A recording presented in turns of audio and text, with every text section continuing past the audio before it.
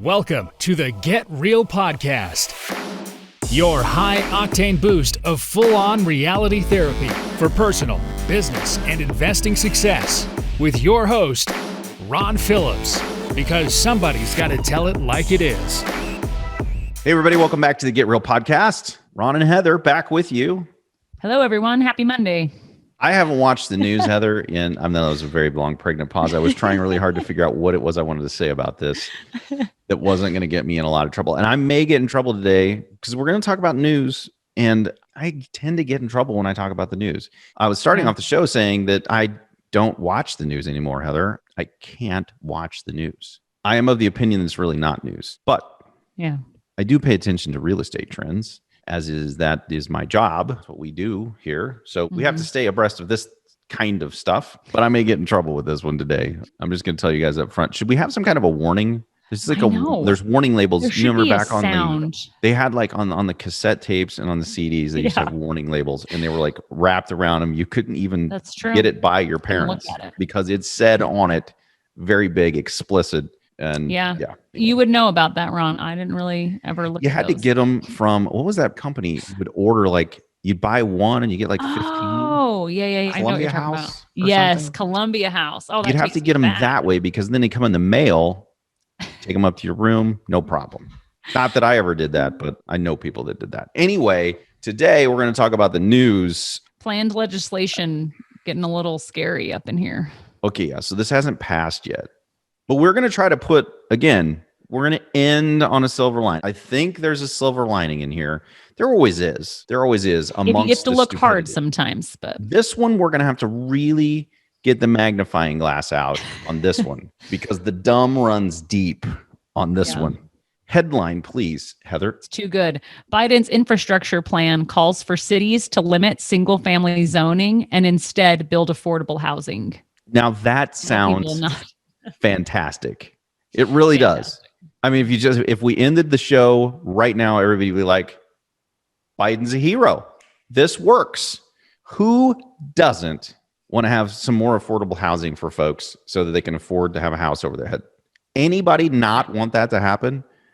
I don't know anybody who doesn't want that to happen. Now, I will remind everybody that while I think Biden is a moron, I am an equal opportunity hater because if you recall, I did a show about Trump and his stupid CDC mandate that just eliminated hundreds and hundreds of years of contract law, like just overnight when they have no authority to do so. So don't be emailing in saying I'm hammering on Biden and I didn't hammer on anybody else. I hate all of them. They're a bunch of morons. And this right here is case in point on the moron front. I don't know which part of this is more moronic. So we're just going to burn through this. So they want to have some affordable, and somebody should tell these people, like rewind a little bit and go back to 2007 and 2008. But before we get there, this is what they're proposing. Okay. $2.3 trillion. I'm sorry, we don't have 2.3. They're just going to print some more money. Guys, okay, so if you go back to a few shows when we talked about inflation, there's literally no way we're not having inflation. Because it's like $1 trillion here, $3 trillion over here. It'll just mean we pay for it. Just somebody the other day was like, well, what happens when people stop buying the debt? I said, they already did. The Fed is literally buying the debt. Like we're buying our own debt. It's bad. Okay. So we're going to get this 2.3 trillion because the presses are going to run and here we go. Okay. But this infrastructure plan would allow for smaller lots and for apartment buildings with fewer than 6 units to be built next to, drumroll please. Yeah, that's great. Okay. So now I want y'all to put your imagination hats on. Let's put them on for just a second. Picture your house. Wow. Heather, you've been here. So my house, I've got, there's land like right next to me here. Here's what these brain trusts want to do. They want to make it cool. So they're just going to eliminate zoning because zoning apparently is, I think down in here is this zoning. Redlining.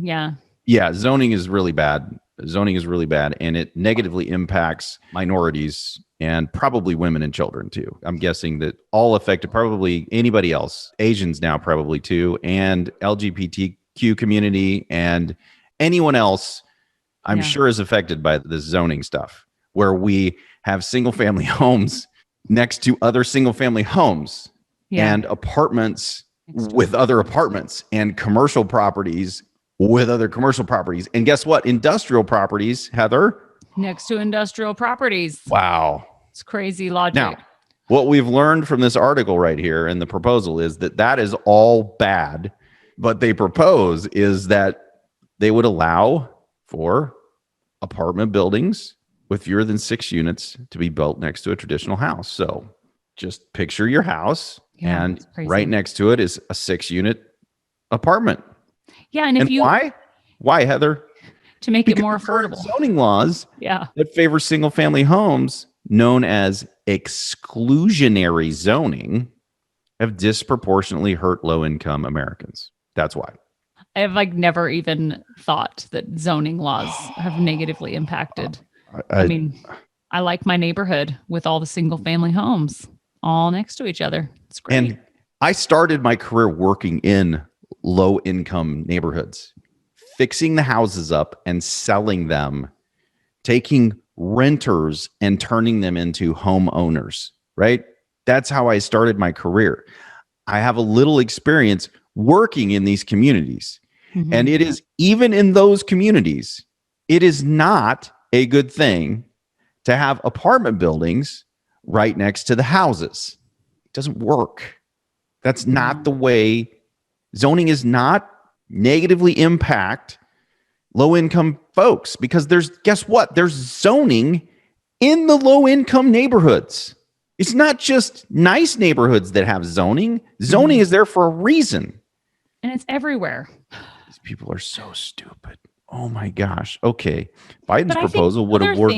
Oh, go ahead. I'm sorry. Go ahead. No, go ahead. Well, the other thing that I think is really interesting is limiting the amount of single family zoning. So cutting back single families, which there is a trend, I think, for the younger population, younger than myself, which isn't much younger, your millennial population, to want to not have a yard and all the upkeep. They want to be in the city. That there is kind of some statistics showing that. So I can see maybe having less if there's less demand. But if there's demand for single family homes, why would the government come in and tell us what type of housing we should want to live in or have available to us? And will that mean that single family home prices skyrocket because you can't build more of them? Or maybe the building is so restricted? Literally every time the government tries to fix the problems that they themselves created, it gets worse in every single instance. Yeah. So, example time, Heather.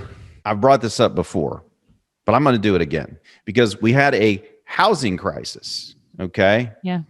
And a stock market collapse and all of this stuff. We literally I guess it wasn't just. It seems like just to me, but it was a long time ago. Okay. It was in 2008. Okay. But what led up to that? It was suggesting that everyone should be able to afford a home and overlooking the fact that some people can't afford to own a home. Yeah. And it was specifically that and all of these crazy mortgages that they dreamed up because the government literally forced them to, that created the problem in the first place. And so what did they do afterwards? We have this problem. Yeah. Then they force all of the banks to sell off everything nationwide. Yeah. Everything, which artificially lowered home prices in areas that weren't overbuilt. And then, if that wasn't good enough, they came in and laid a whole bunch of regulations on top of the mortgage companies, on top of banks, and on top of the appraisers, which artificially kept house prices low for years longer than they would have, which also made it so builders couldn't build for 6 years. Yeah. And now we find ourselves, here we are. And why are houses not affordable? Because the damn government restricted supply so much, we can't build enough for people now. And what's their answer to the problem here? It's to literally make houses more expensive. You can't make this stuff up. No, it's like my child cutting their own hair and saying, no, mom, I got this. I can fix it. Right. And just continuing to cut and try to pivot. It doesn't work. Okay. So here we go. Listen, doesn't make any difference whether it's Biden's proposal or Biden didn't write this thing. Some schmuck up in some office wrote this thing with a whole bunch of his friends, his or her friends. Biden's proposal would award grants and tax credits to cities that change zoning laws to bolster more equitable access to affordable housing. A house with a white picket fence and a backyard for a 4th of July barbecue may be a staple of the American dream. But experts, now we've talked about experts before. Yeah, experts. But experts and local politicians say multifamily zoning is key to combating. I know, this is my favorite part of the whole thing, I think. Combating climate change. Climate change, racial injustice, and the nation's growing affordable housing crisis. So last on the list is the principal problem that they're trying to solve. But this is going to help with climate change and racial injustice. And oh, by the way, it might help with affordable housing. Oh, people. I love the way they talk about the American dream, but experts and local politicians are the ones to override the American dream. If we're saying the white picket fence and big backyard, right, is the American dream, just the fact that that sentence says the American dream, but experts and local politicians say otherwise, right? Like that's not the American dream. The American dream is racial equality and no climate change. I mean, it's really interesting. That sentence, just the phrasing is interesting. That is the dumbest sentence in this dumb article with this we'll share the dumb article. Proposal. It's from USA Today. So we'll share the article in the comments. So I'm not sure how to unravel this. Okay, so let's just throw out climate change because that's an absurd comment. And let's throw out racial injustice as well because that's also an absurd comment. And let's talk about the actual affordable housing crisis that they're trying to fix here.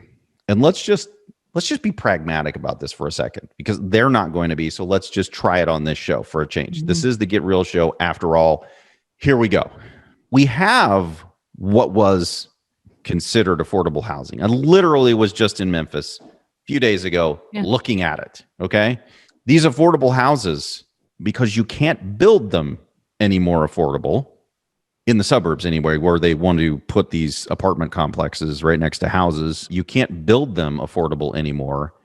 So what's going to happen when they pour a bunch of money in to try to build affordable housing in places where it's not affordable?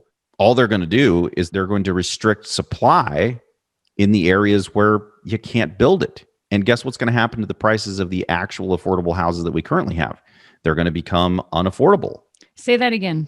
I didn't follow. So for instance, we own some properties in Memphis. Okay. Yeah. Those properties are now affordable properties. When you take those properties that are affordable and you try to do something moronic like this by changing zoning laws and stuff, those neighborhoods that don't change the zoning laws or those cities in areas that don't change the zoning laws are going to get flooded with people. We already don't have enough properties for folks. Yeah. The answer isn't to flood more people out of a place where they're building a sixplex next to you where no one wants to live into places where they do want to live. It literally makes it unaffordable for people to move into the areas where these morons are suggesting that we build sixplexes because those towns aren't going to do it. Yeah, that's a good point. So what are they going to do? They're going to build sixplexes. I mean, there's a bunch of investors. You don't know what the solution to this is? This is really not that complicated. Mm-hmm. I was in an affordable housing area in Memphis. I was standing there and I was talking to a builder who was building affordable houses. These houses actually are affordable. I mean, they're really affordable. If you actually look at the payments, Heather, what's the payment on those houses that were there? Like they were like $125,000 or something, $130,000 for these houses. They're brand new 4-bedroom, 2-bath houses. It's $125,000 purchase price. We had them at 3.5% interest, and it was $450 a month. Okay, there's literally nowhere you can rent a 4-bedroom, 2-bath house for $500. You cannot find that property anywhere. Yeah. Okay.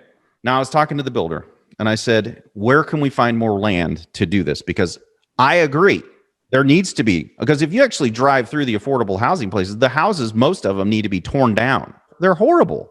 And up in Detroit, they finally got to the point where they actually did. They ripped them down because they were all dilapidated. Yeah.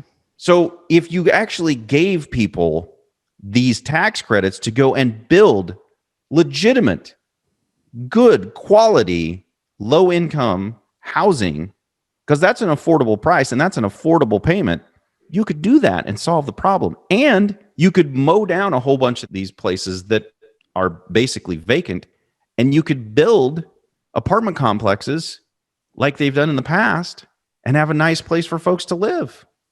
I literally don't understand what in the world it is they're trying to accomplish here. I don't get it. It doesn't make any sense at all. When I asked the builder if we could actually go and do that, he said, no. And you want to know why you can't do it? Because the houses in this area sell for $50,000, $60,000, and you can't go build a house that's brand new and sell it for $120,000 next to one that's $65,000. And why? Well, because the government laid so many layers of regulation on top of the appraisers that they literally can't appraise it.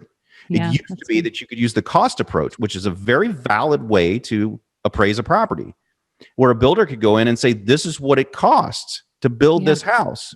It should appraise. Can't do that anymore. You have to use comps. That means that area will forever be, permanently be low income.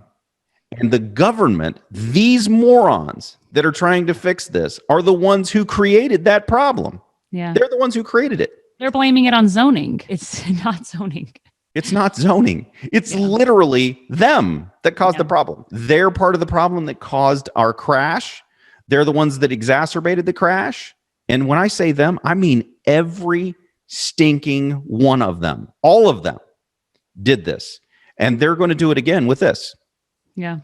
I can tell you right now that the neighborhoods that are not low income are not going to pass this.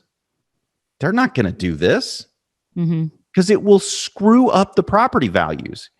And when you screw up the property values, then what happens? Tax base goes down. City makes less revenue. This is really not complicated economics, guys. This is really not. This sort of investment, Heather, will be critical to increasing housing options for low and moderate income families. That is complete and utter BS. But I think that it's consistent, though, with the message of, look how we're trying to help, right? We're trying to help bring affordable housing, just like in 2007, whatever. We're trying to help people be able to get into a home, right? Achieve the American dream. That didn't work. So now we're going to change the American dream and tell you the American dream looks different this time. I mean, but it's all under the premise of, look at the good we're trying to do, the social justice and all of that stuff. So it's interesting that it follows that same pattern. Yeah, this is really dumb. What you said, it basically says it in here. The push for zoning changes comes as the Biden administration continues to reverse President Donald Trump's housing policies aimed at chipping away anti-discrimination and civil rights protections. I didn't see that happen, but okay, if it did, we should definitely reverse that, right? But as a part of this re-election push, Trump had accused Democrats of wanting to abolish the suburbs. Will you tell me what's going to happen if you can actually get a sixplex put next to somebody's single-family home in a normal subdivision? Tell me what happens to that subdivision if it isn't destroying that suburb or that particular neighborhood. That's absolutely what's going to happen. It's going to destroy the house prices. And then all of these same politicians who are complaining about this, they'll start bitching about the fact that their revenue is going down because house prices will plummet in those areas. There's a reason why people try to move into the suburbs. It's because it's nicer there. So if we want to fix the inner cities in America, how about if we just try to make them nicer? Yeah. It seems like to me that would be a way better solution. And we can. I, as an investor, and I know tons of other investors, would literally pour money into those areas and have been doing that in the form of these opportunity zones. You literally can't find an opportunity zone investment because the prices went up, which means guess what? More tax revenue to that city and that municipality that's getting the influx of the money. But we're going to reverse all of that because apparently that's bad. And we are going to now just destroy subdivisions. I guess that's what we're doing. Let's try to find some silver lining here, Heather.